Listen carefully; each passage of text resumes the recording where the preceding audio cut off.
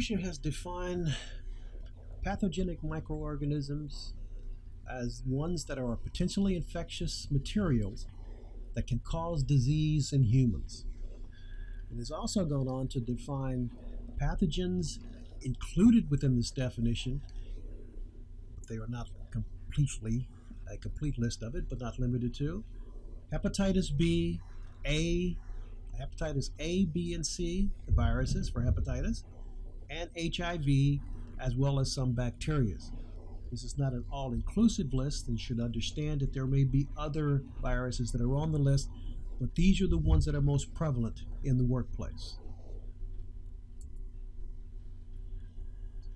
Now, we went on, OSHA goes on to define bloodborne pathogens to mean pathogenic microorganisms that are present in human blood and that can transmit disease between humans and that may be carried in the human bloodstream.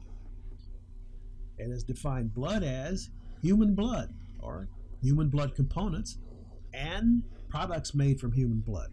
So anything that's related to human blood, it has defined as being a bloodborne, a system that can transmit bloodborne pathogens. Now, the OSHA standard that covers all of this is 29 CFR 1910.1030. It deals with the occupational exposure of bloodborne pathogens. It was first published in December of 1991, and after much review and debate, became effective in March of 1992.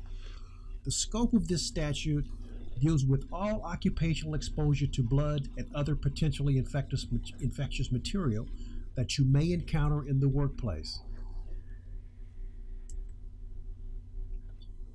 The requirement of this statute is that each employer having an employee or employees with exposure or potential exposure, as defined in this paragraph, Section B, shall establish a written exposure control plan designed to eliminate or to minimize employee exposure to the infectious agents that may be carried in human blood.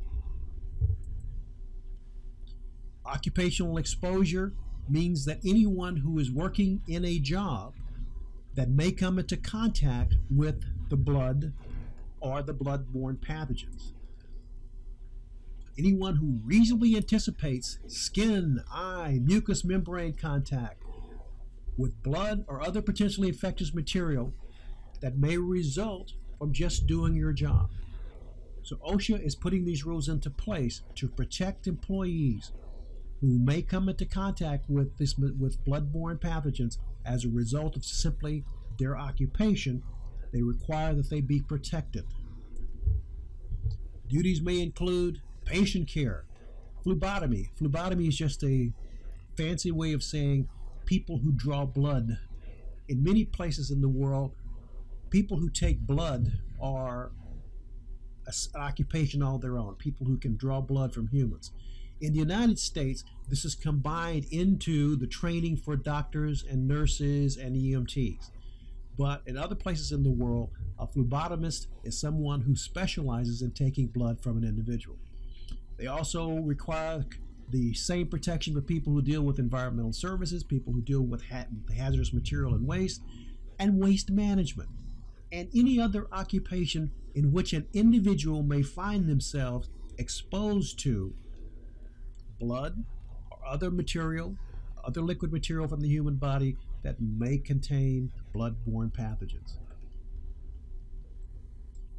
Now, in order to satisfy the requirements of this statute, OSHA requires that a program be set up to deal with bloodborne pathogens in the workplace. It must be a written exposure control plan. There must also be a plan in engineering/work practice control that is designed to help minimize and deal with minimizing the exposure of individuals in the workplace. OSHA does this under the principle of what's called universal precautions. They also require personal protective equipment be made available in the workplace so that individuals can use this equipment as a portion of their job to minimize their exposure. They also require free hepatitis vaccinations, particularly hepatitis B. Vaccinations be available to employees who want it and who come into contact with this material that contains hepatitis B as a portion of their job. That this training be annual, that there be labeling on containers for hazardous waste, and that there be follow-up, some procedure for following up after there has been an exposure. Now, we talked about the concept of universal precautions. This is a concept that is known throughout the industry. It is a concept which says better safe than sorry. So the concept is that all human blood and certain human bodily fluids should be treated as if they are infected. We don't know if they are or not, but you should treat them as if they are infected with HIV or hepatitis, in this case HBV, hepatitis B, and other blood-borne pathogens, since we don't know whether the material is infected or not. We must assume that it is all infected.